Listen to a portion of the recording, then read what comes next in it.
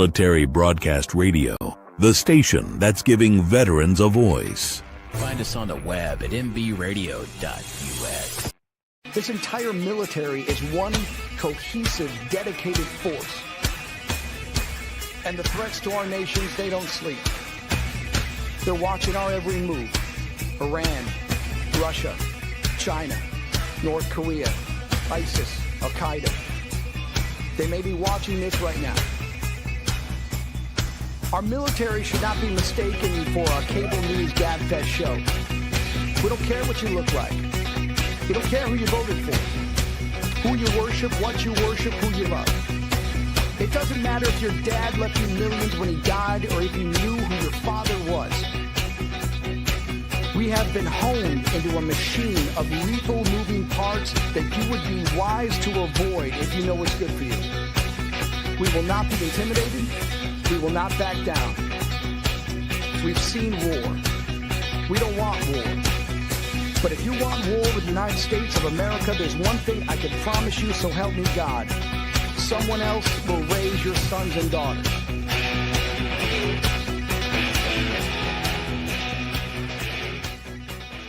Military Broadcast Radio, the station that's giving veterans a voice. Find us on the web at mbradio.us. Opinions expressed in this program are those of the speakers and do not necessarily reflect the views or positions of any entities they represent. Find us on the web at mbradio.us. Join Terry with Tracer Rounds every Tuesday at 8 p.m. Eastern to hear interviews with veteran artists, veteran business owners, and businesses that support veterans. Catch us on Roku, Amazon Fire TV, and MB Radio. If you miss a show, you can listen again on Wreaths Across America Radio every Wednesday at 3 p.m. Eastern. Tune in to see if you are on target. MBR, giving veterans a voice. And welcome back to the Tracer Rounds podcast. I'm Terry, your host, and you're on Military Broadcast Radio, where we're giving veterans a voice. And tonight's voice is to Stan Hayes, and he is the CEO and co-founder of Operation BBQ Relief. Welcome, Stan. Terry, thank you so much for having me on tonight. I'm so excited to talk to you. I know that you're doing a lot of great work in various communities at various times because you do disaster relief along with relief for veterans, first responders, and Gold Star families in the form of therapeutic camps. But tell us a little bit about how you got started in barbecue. Yeah, so the funny thing is I've always loved to cook since I was little. Remember getting up as a little kid helping my grandma, make cinnamon rolls, because who doesn't want to get up at 5 o'clock in the morning if grandma's making cinnamon rolls, right? But I just found this love for cooking, and it just sort of migrated into grilling and barbecue, sort of live fire, and I guess that's the primal side of people, right? That they like playing with fire and everything. And I was probably just out of college when I bought my first grill, but I remember my dad grilling and all of these things. And it just sort of progressed from there. I mean, I remember my wife, we were living in Texas, came home one day and said, "Hey, the VFW down the road's having a barbecue contest. And for your birthday, I'm going to enter you in it." And I'm like, "Are you crazy?" What you think my barbecue grill is, smoker is big, you have no clue what you're talking about. I'll get laughed out of the parking lot if I showed up with this thing. And I convinced her, let's just go to this barbecue contest so you can see what it is, because I don't know all the rules and everything yet. I think it'd be really cool to learn. We went there, and the first thing out of her mouth was, "Oh my gosh, you would have got beat up by all these people with that, with this little smoker." But that was the beginning of me learning the competition barbecue side of things, and moved from Texas up here to Kansas City, another big hub for barbecue, and started learning and going out to competitions with pit masters and people with teams, and started learning the ropes. And that's where it just sort of started from. I told my wife the very first contest I ever went to, I called her after the next day, and we got a couple of calls and done pretty well. And she's like, all right, I'll see you when you get home. I was like, no, you don't understand. I may have got 2 hours of sleep. If you don't talk to me, I might hit one of these big oak trees in central Missouri here as I'm driving home because, I'm so tired. So I need you to talk to me, talk for, the next hour until I get to a place I can get a big iced tea or something. Right. Oh my goodness. So, but really, that beginning of meeting the people in the competition barbecue world and the camaraderie and the friendships that I have to this day that started from that is really, part of the genesis of the organization. We're coming up on our 15-year anniversary here in May of the Joplin, Missouri tornado. Mm-hmm. And that's when our first, foray into this was, a bunch of barbecue guys that said, who better than us to go down and set up in a parking lot with minimal needs and just cook for people than a bunch of guys that do it for fun on a weekend to compete against one another. But we'll just come together and, that was the idea. And we put it out there on Facebook and, started texting it to friends and everything. And, next thing you know, what was going to be, 4 or 5 days in Joplin, Missouri, cooking barbecue. We were there cooking for 12 days and did over about 120,000 meals from a parking lot. Wow. That's amazing. So it just, it shows the power of that community coming together to want to help and do something different, than setting up and competing against one another. And again, from there, that's the beginning. And now 15 years later, we've provided over 13 million meals across 42 different states, the Bahamas and Jamaica this last year. And, we continue to grow in that, but that's where we also find what we can do on those blue sky days when it's not so gray out, where we can continue to give back. And that became, our big push. About 2019, we really started putting some rigor around these programs for our first responders, our veterans, active military, their families of the fallen, was, how can we use, grilling and barbecue, the passion that we have, to give back, and it started, and to this day, we still do some barbecue academies where we'll immerse people into grilling and barbecue for a couple of days, end with a little friendly competition, because, everything should have a little friendly competition that's going on, especially if you're doing fire versus police, you got to add some of that, or, different units. Right. Yeah. There's got to be some bragging rights somewhere. There's got to be a little bit of skin in the game to really push. Right. And that's how we started getting in there. And then, COVID happened and it halted everything that we, all the good that we were doing at VA, at police action leagues, on bases across the country, closed up and vanished overnight, so to speak. Yeah. I think we had 25 events scheduled for 2020, and we did 3. Wow. And to this day, we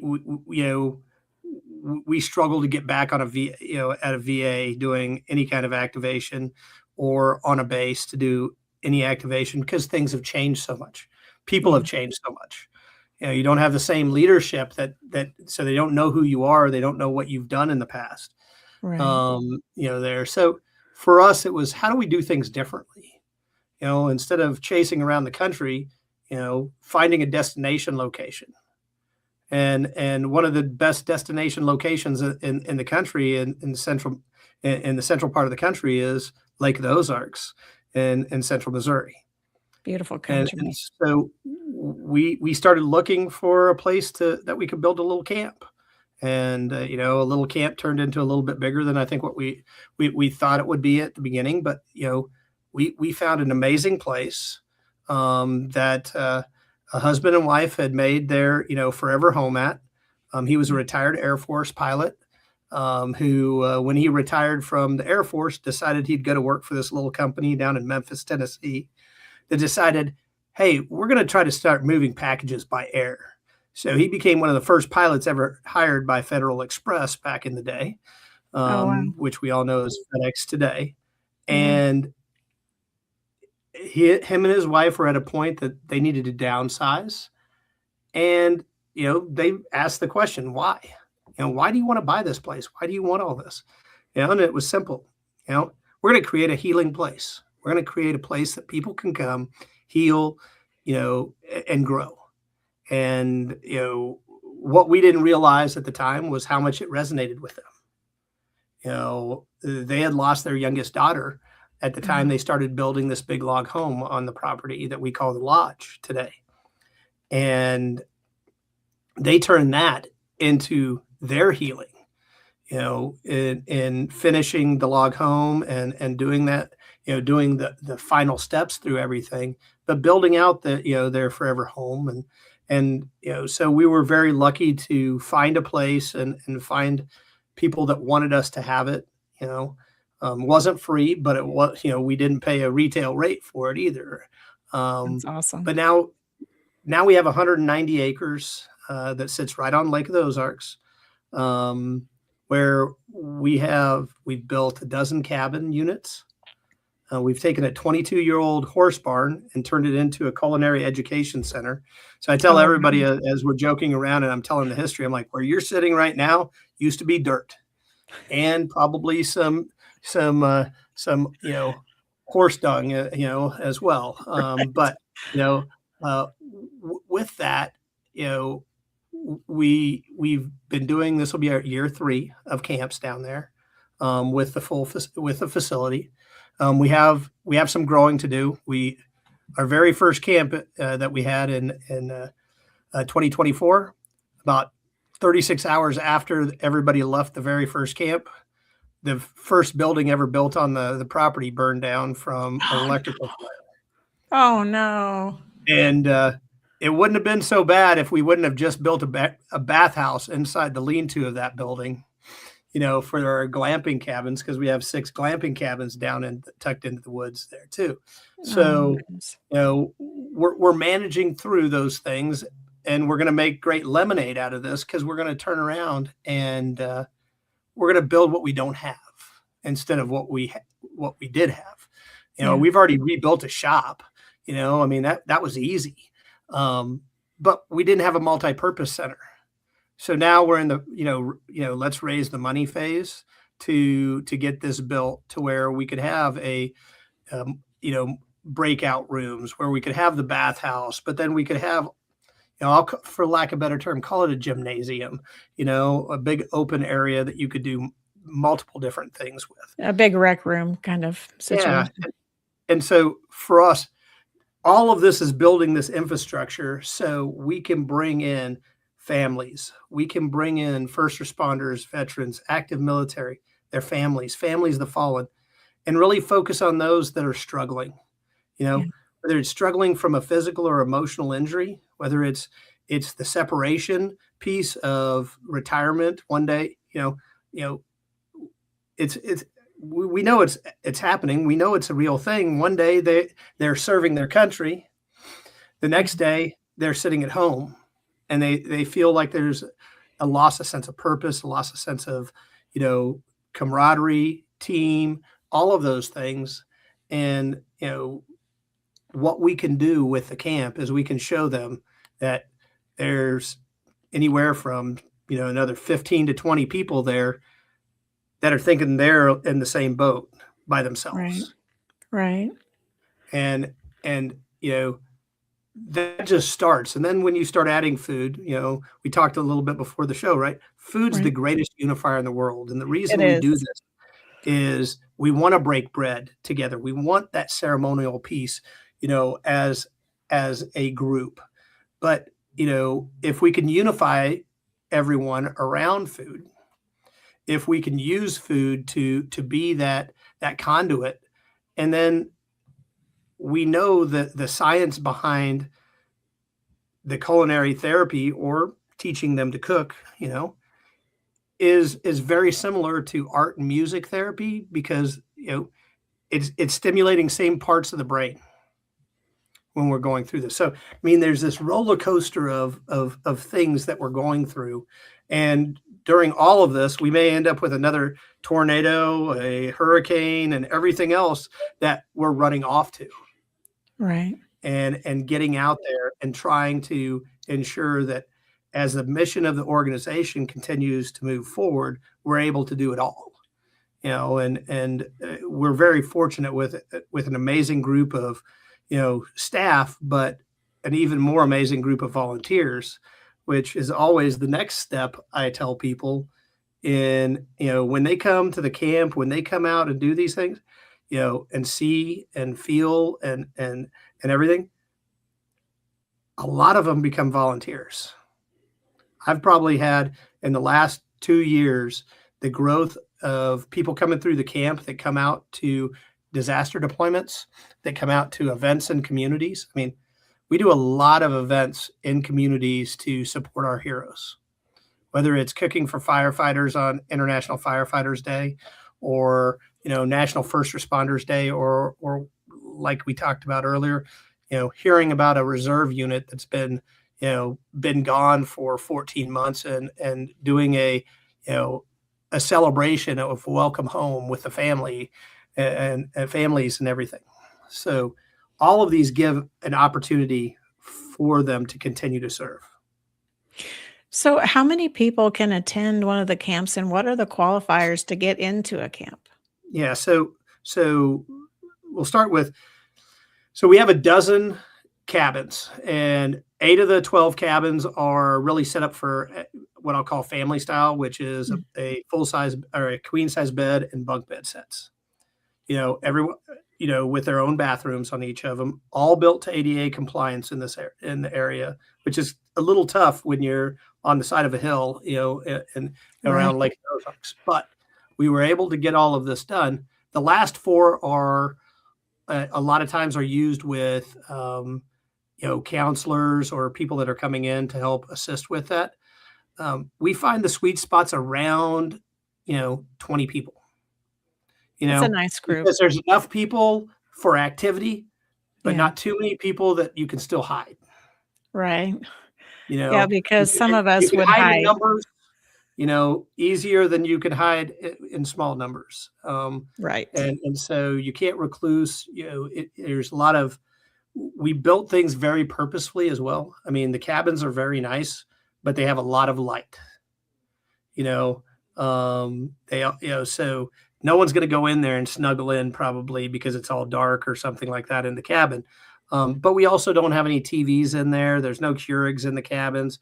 You want a cup of coffee, you're going to come where everybody else is getting a cup of coffee. You want to watch the big game, you're going to come to the same place that everybody else will be watching the big game.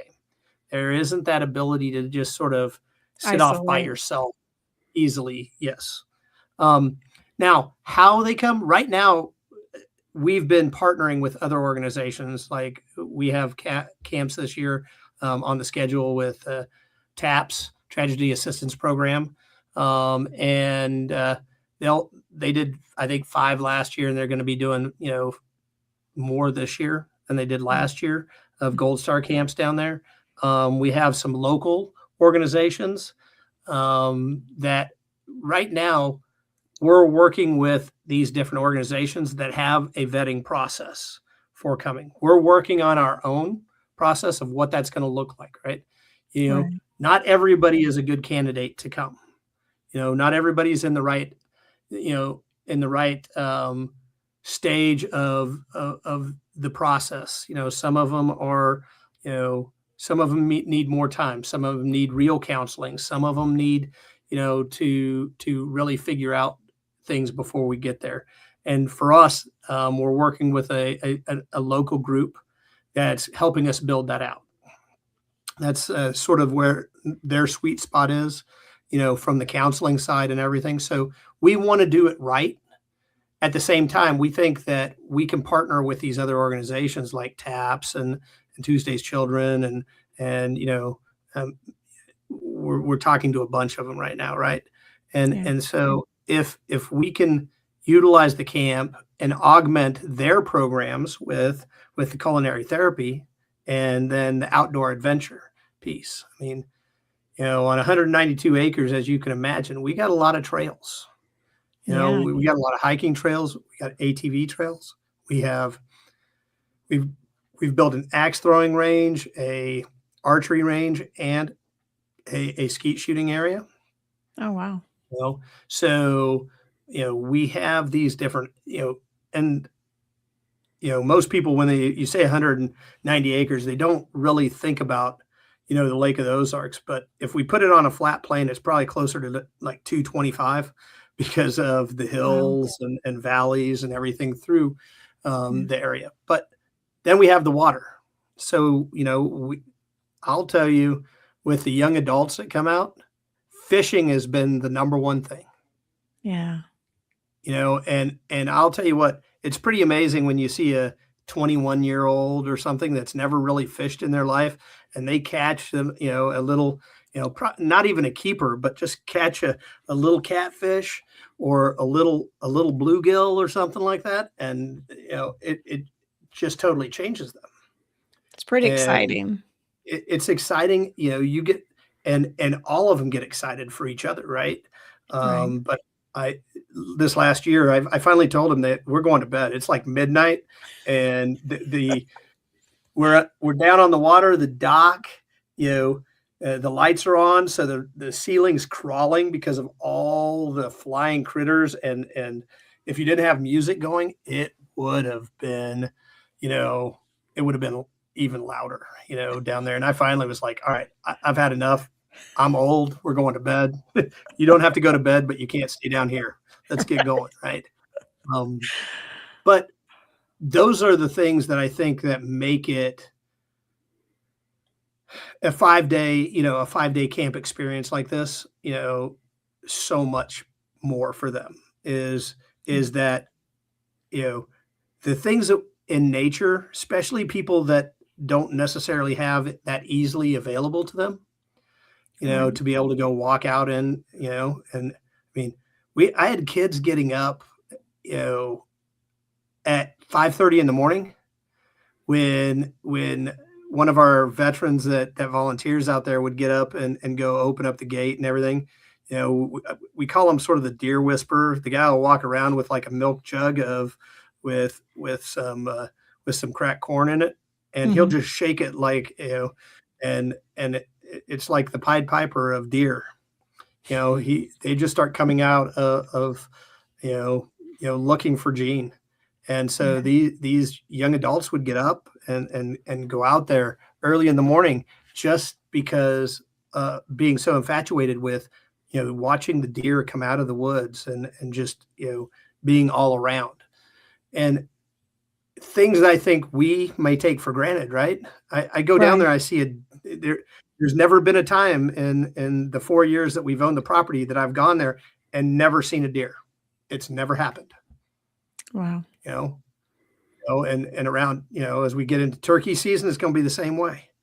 I'm going to see turkeys, all over the place down there. You get into the foxes, the bobcats, the trash pandas and everything else that we have out there.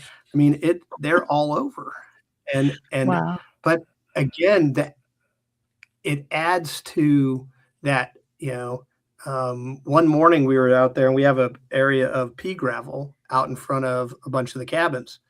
And, I was in there getting coffee at about 6:30 in the morning. And I think it might have been the widow's camp, and it had been pretty warm. So that pea gravel gets nice and cool at night. So when they walked out that morning, there was 4 or 5 deer bedded down in this pea gravel right in front of their cabins. Oh, wow.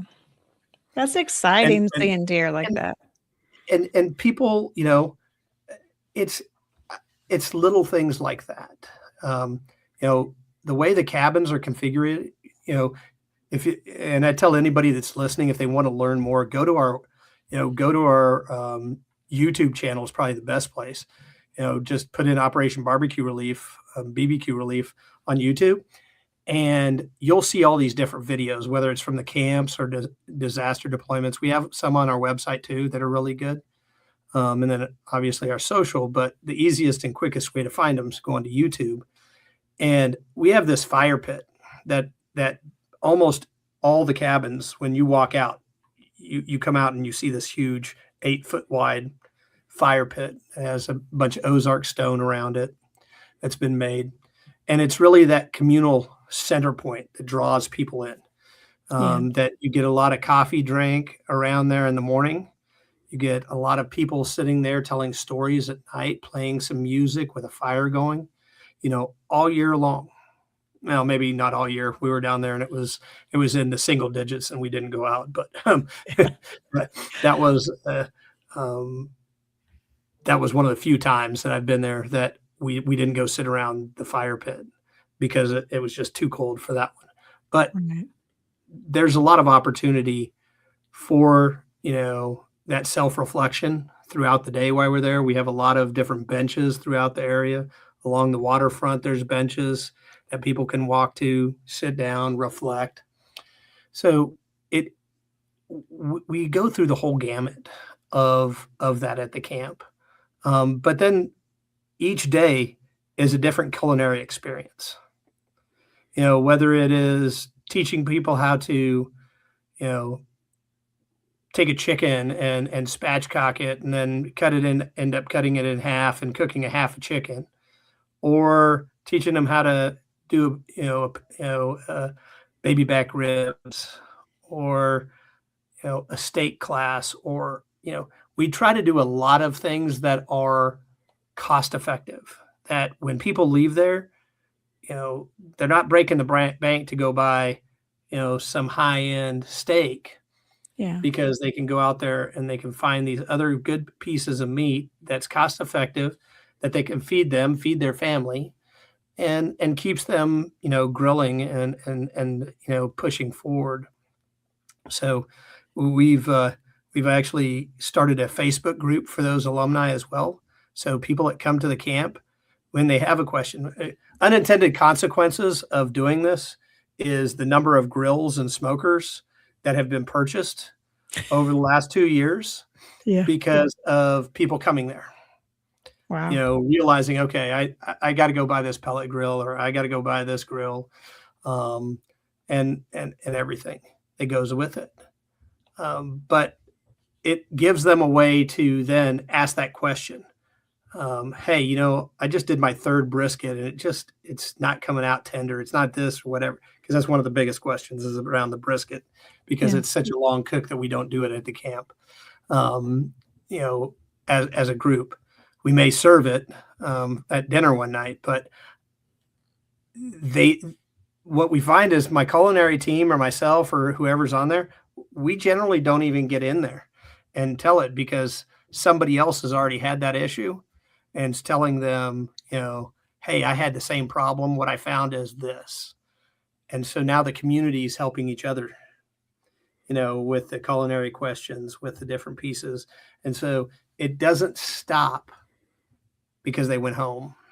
Yeah. They're still It doesn't connecting. stop. That camaraderie piece doesn't stop at that point. That's awesome. And again, then that's when we're following up and we're talking to them about the ability to volunteer. We've got this event coming or this event. And I would guess that about over 90% of the people that come to the camp, while they're at the camp, they end up downloading our app for volunteering, and start the process to register as a volunteer right then and there. That's awesome. That speaks volumes to what you're doing. Well, I think so, but I think more importantly, it speaks to the connectiveness that we're trying to create between them and a way to continue to serve, and a way for them to utilize their skills and their talents, in a new way. And how many people would you say go on to be pit masters or want to compete competitively in barbecuing? From this over the years, we've had several that have what I would say progressed through the ranks to become, be that pit master, that have gone on to compete. But I think we find more that want to be, sort of the king of the cul-de-sac. They want to be the person in their neighborhood that everybody's coming to when they're grilling and cooking. Yeah. But I think, one of the things that we saw last camp of the year last year, we had Gold Star moms in, and we had several of them talk about how they lost their joy in cooking after the loss of their child, right? Which I can't imagine. I mean, I can imagine how it would be easy to lose that joy, right? Right. But coming there and cooking together with other women, that have had the same feeling, we had multiple women come up to us afterwards and tell us what they were planning for Thanksgiving, and they hadn't done that in years. Oh. I got to see one of the moms. She came out. We did a tailgate before the Army Navy game last year, and she's up in Baltimore area. So she and her husband came out, and so I got to meet the husband but she had posted a picture of amazing looking cookies. I couldn't even tell you what was in them, but I was just like, yeah, I'll take a dozen of those. I mean, they just looked amazing. And she reminded me in that it was the first time that she had baked since she had lost her son. Yeah. So it's good therapy cooking and being together. Yeah. And when you hear things like that, it validates what you think. It validates what what you're seeing, what you're being told from the science side of things will happen. Yeah. But when you hear it, it means so much more. Right. Yes. So, touches your heart. It does. It does. I mean, I tell people, look, the first time I ever handed somebody, something as simple as a pulled pork sandwich on the worst day of their life, because their home was probably gone and everything else. Yeah. And they thanked me.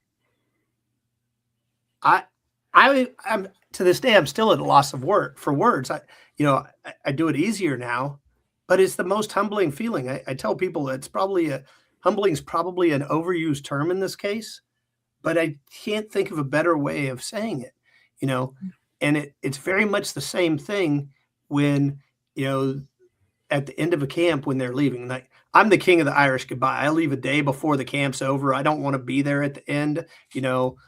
There's enough emotion that's been going on anyway. But at the end of it, when you get to see that, the bonds that have been, made over that 5-day period, and a year, 2 years later, those bonds are still out there. And we have a group of siblings that came to the camp in 24. Mm-hmm. And the majority of that group still keeps up with the pitmaster chef that we brought in. They still communicate with him.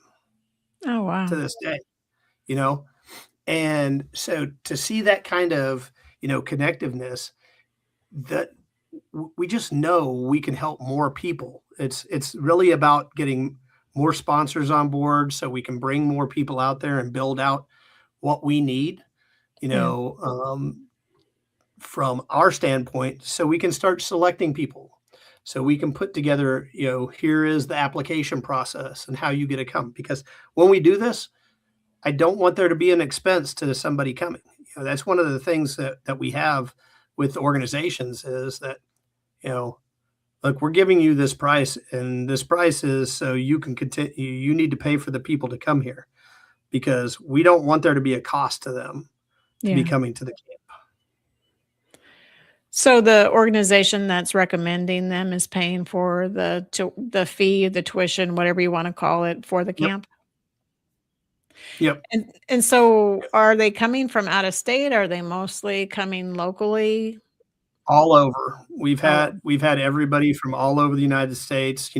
We've had people that have driven, that wanted to drive, 12, 14 hours to come to the camp instead of flying, which I get it. Some people don't like to fly. Some of us don't like to drive that much either. So, Right. it's a double-edged sword. But yes, the big thing is, and unfortunately, it's not that way at all the camps out there. I've found that there are organizations that, it's free isn't always free, right? It is, hey, Right. yeah, it's free to come, but you're going to have to bring your own food, or you're going to have to find your own way here, or Yeah. if you want to do extra things, it's not included. You'll have to pay for that. We don't want to do that. If again, a lot of the not a lot, but over 50% of the organizations probably shy away from the skeet shooting because of the guns. And when we know that is a big trigger out there, and we have Gold Star families there that have lost family members from suicide. Yes, we completely understand, and we gladly don't even talk about it. But at the same time, there's also people out there that are like, hey, I had a lady go, man, I really wish we could do that. And I said, well, a different time. She goes, my husband was a sniper. He always invited me to go out to the range with him, and I never did. And I think it would help me if I could go do that. And I'm like, yeah, I think it probably would. And I know since then she's actually gone and done that, just because we were able to connect her with some other folks. So she could see that and feel that. Yeah. And so, there's a lot of things that I think as we continue to grow, we'll learn more. We don't by any means think that we have any of this, down 100%. What we do know is we have an amazing space that we're creating the right atmosphere, and the culinary therapy portion of it, we know is making an impact. So what the next steps are around when we start doing our own in sort of that counseling piece without somebody feeling like they're sitting on a couch being, psychoanalyzed or something like that, Right. is creating that piece next, right? Is how do we continue to help them, and then, connect that with them afterwards to see their journey and how it continues to move forward. It's not easy. We've tried to do a little bit of that on the disaster side and connecting with people after the disaster happens, as they go through their rebuilding process and getting back in their home and getting back to normal. But it will be easier, with the camp than it is, hundreds of thousands of people that are displaced, potentially in a disaster. Right. Yeah. Because the people that are at the camp can go home to a normal, well, sort of normal life, whatever you want to say, but a routine, I guess, is a better way to put it, a routine that they're used to. But people that have been in a disaster are displaced, don't have some resources they used to have, and so that is a little tougher to navigate. So how many people do you have that go out to these disaster sites? Because just looking online, I saw a whole line of trucks. I was kind of amazed at the convoy that was shown in the picture. About how many people would go out So, on a deployment? I've got a full-time staff of 30 people that Wow. are across 10 different states, maybe 11 different states. Um, but I have what I'll call a few thousand highly engaged volunteers. We've got a database of over 25, of like roughly 25,000. Wow. But of that, you're talking a couple thousand are really engaged. They're the ones Yeah. that, would fly across the country if we needed them type of thing, and they could get the time. So in that one that you saw, that was a mixture of our team and our volunteers in that convoy. That was heading into Hurricane Helene. After Hurricane Helene, we had, and because the way Helene came in, we ended up having to move. We were staged south of Atlanta, and ended up having to move over to Birmingham to be able to come down and come in behind the storm. And then once Milton happened, we were still working in North Carolina, South Carolina, East Tennessee for Helene, but then we had to revamp things down in Florida for Milton, taking even more damage across the area. And that happens to be the largest disaster we've ever done. It happens to be the largest. In 2018 was the first time we ever did multiple sites. And sort of split the baby with two different major locations going on after Hurricane Michael in the Panhandle. And a lot of people were questioning whether we could do that back then. No one questioned it when we started talking about feeding in 5 to 6, 7 locations after, back-to-back hurricanes, in 24. And, for us, it culminated in about 7-8 days in a row of breaking the record of meals served in a day. Wow. Our previous record was from Hurricane Harvey in 2017 at just shy of 56,000 meals in a day. Wow. And we broke that record, every day for, I think it was 8 days before we started coming back down. I mean, we were still breaking that record, but breaking the daily record after that until we hit just over 78,000 meals between all the locations in one day. But in that parking lot in Pinellas Park, Florida, we ended up just over 70,000 meals out of a parking lot. And people hear that number, and I think it makes people a little numb. They don't really understand. They're like that. They know it's a big number, right? Yeah, it's definitely. So you remind them, well, what we did today basically just served everybody that attending a football game at Arrowhead Stadium and most of the workers that are working there. That's How many people does it take to feed that many meals? Like, what's a team look like? How many people would be like, how many were involved in that 70,000 meals served? We probably had about 250 volunteers.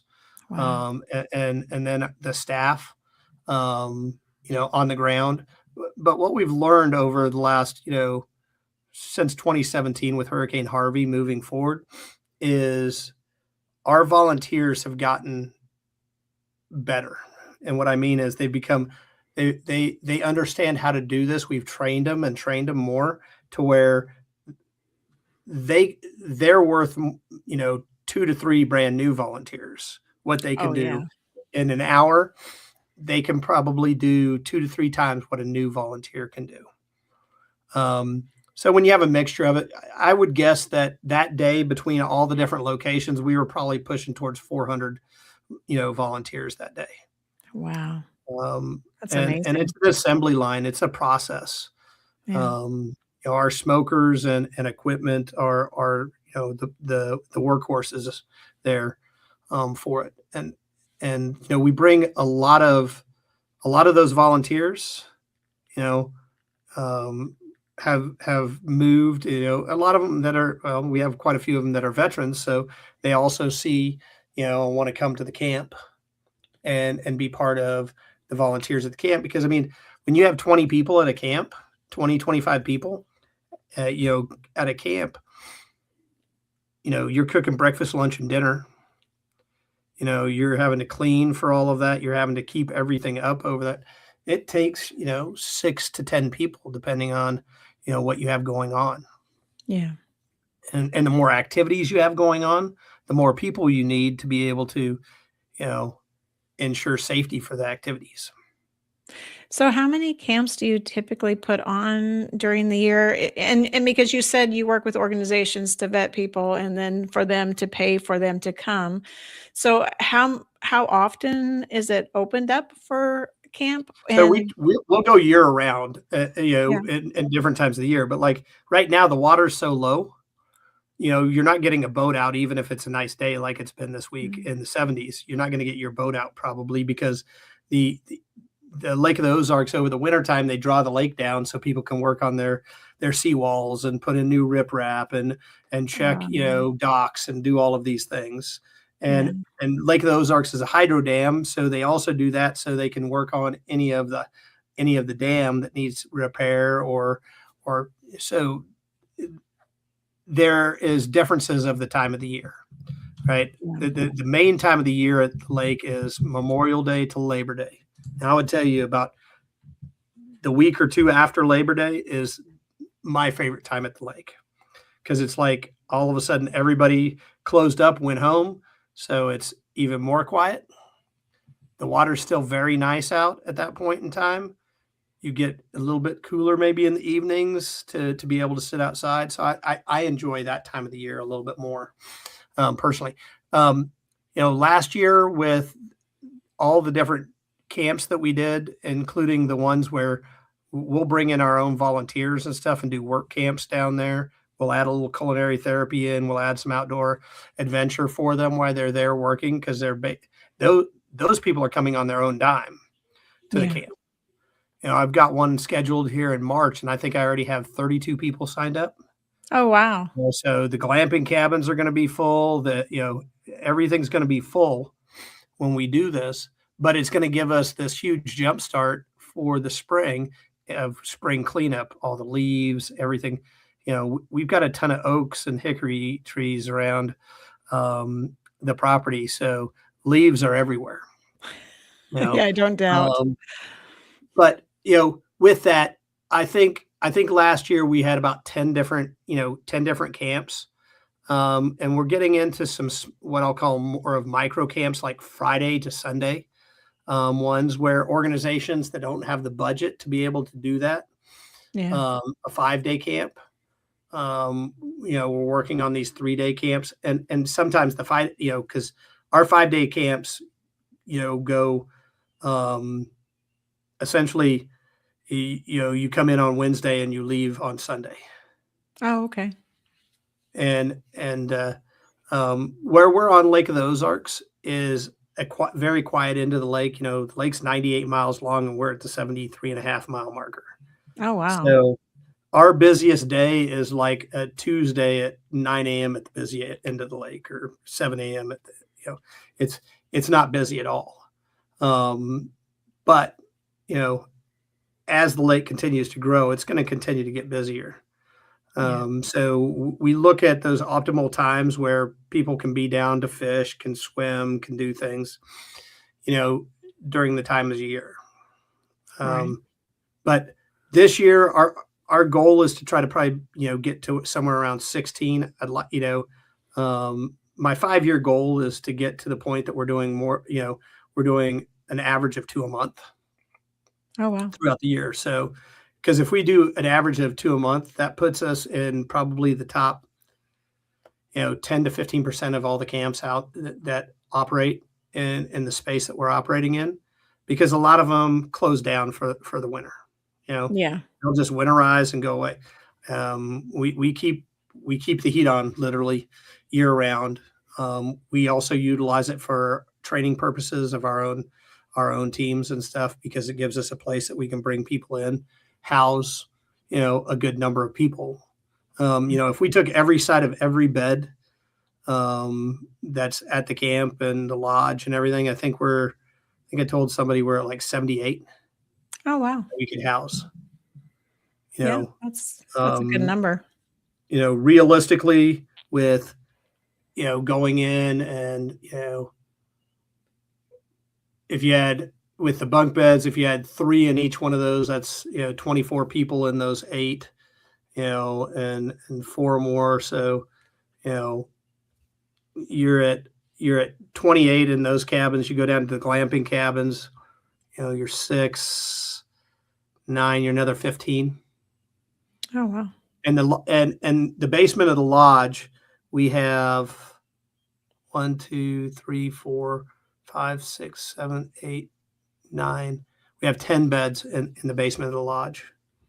Oh, wow. You know, and then we have the master bedroom that, you know, a lot of times we'll put the celebrity pit master or guest pit master in that room. But you know, you can easily sleep another 10 people in the lodge. So now you're getting, you know, that's a good number of people. It is. Yeah, it's a good group. So again, it starts getting a little hard to manage with that, you know, with that number of people. Yeah. You know, breakfast, lunch, and dinner, room for everything. But at the same time, you know, we have the ability to be able to do that. And once we get the multi-purpose center done, it'll give us even more of that ability. So how can people support or engage or ask for going to camp? What is their organization that's supporting them need to do? Who do they reach out to? How do they make Sure. that connection to get to the camp?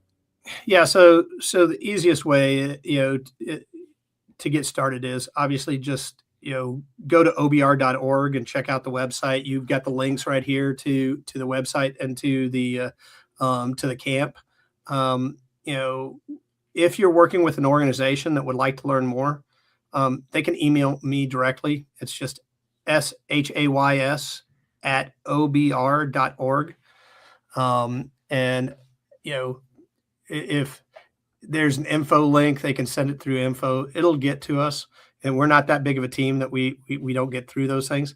But then we'll get them, you know, to the director of the camp and start talking to them about, you know, what they want to do, what it looks like. For people that are looking, I would tell you, especially if you're like a techie person, right? Go get on your phone and go to the App Store, whether it's, you know, the Apple App Store or Google Play, and download our app, which is OBR Volunteer. When you download that app, you can register as a volunteer right from there. You know, that we do a background check and we do these things, you know, for safety purposes of everybody. But once you get done with that, you'll see every event that we have scheduled across the country. And last year we had 114 non-disaster events that we did across the country. You know, That's a lot. so it will tell you about volunteer opportunities. It will tell you, like right now, you know, like I said, we have 32 people coming, and we'll obviously some people back out and everything, but you know, that's going to be the biggest group that we may have down to the camp for that work week in March, you know. And if you're an organization that's interested, you know, we also have what we call a VIP camp experience. And what it is that's March 23rd to the 25th. So you could travel in and you can spend a day at the camp doing what, you know, the camp attendees would do, whether it, you know, get up, breakfast, lunch, dinner, obviously, but culinary therapy, outdoor, you know, adventure, and get to experience several of these things to give you an idea of, you know, if you did a camp, what they could expect. Yeah. So we do 2 or 3 of those a year because we have enough organizations that want to learn more that, you know, that we schedule those. And so we have that one coming up. But more than anything is, you know, start following our social media. You know, we have really great social media team, and they put a lot of great content out there about what we've got going on between the camp, disaster, non-disaster programming out there. And it's the same handle on all, you know, everything that you're on. It's just OP BBQ Relief. And whether that's Facebook, X, TikTok, you know, we're on all of them. You know, we're not big on TikTok, you know, but my team's trying. You know, we've got stuff out there, but I think more importantly is we're trying to get to where people are. And then watch for opportunities, whether it's opportunities to be involved, whether it's opportunities during the fundraising stage to help out. There's a lot of good opportunities. And if you can't volunteer and you have the wherewithal, donate now. People that are donating right now are basically helping us be prepared for, the next disaster that happens. I mean, we just got done after doing about 25,000 meals in Mississippi from the storm outages. We spent over a week in Oxford, Mississippi, and the surrounding area, serving the communities. They were without power and single-digit temperatures, and I mean, shoot. Ole Miss shut down classes for like 10 days and told the kids to go back home. Oh, wow. If they could go, if they could Right. get out there. Right. So, that was the first disaster of the year. And now you're already hearing, tornado warnings and stuff along the Gulf Coast. We've already started, the year off with, for disasters. And so, we're just preparing throughout the year, and the camp is part of that. So if someone's volunteering and they're going to a disaster, are their expenses paid, or do they have to pay their way to those things, or do they have to provide for their own needs while they're there? What does that look like? Great. So we do have some bunkhouses, and depending on where we're at or the disaster, we may have plenty of space. We also, many times we have volunteers that have their own RVs or travel trailers and stuff. And if we have the space, a lot of times we will set up what I'll call a little campground where people can, come and bring their rigs. We feed the people breakfast, lunch, and dinner while they're on site. In cases where people would be able to give us basically 7 days travel time in and out, we have a nonprofit partner that will help fly people in. We'll get them on a Southwest or a Delta or United flight or whatever it is, and get them in.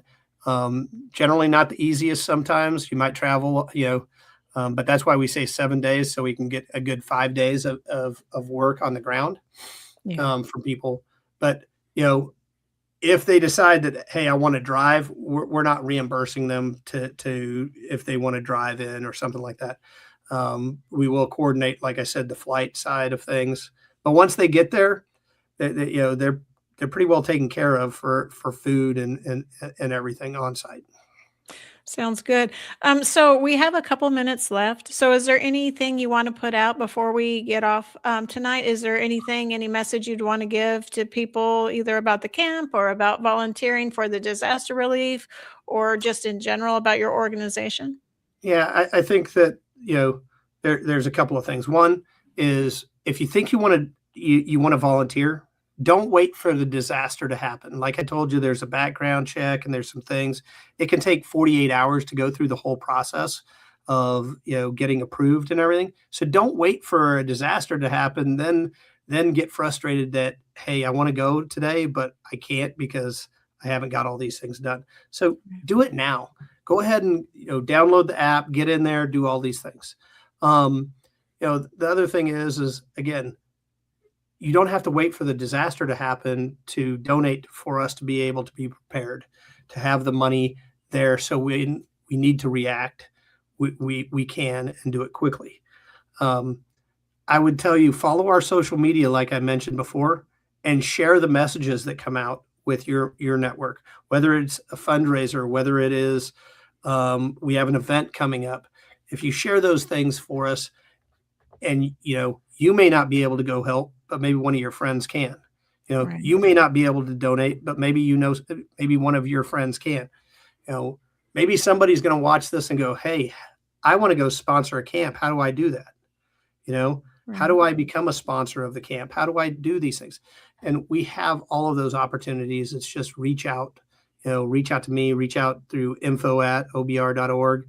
We'll get you to the right person.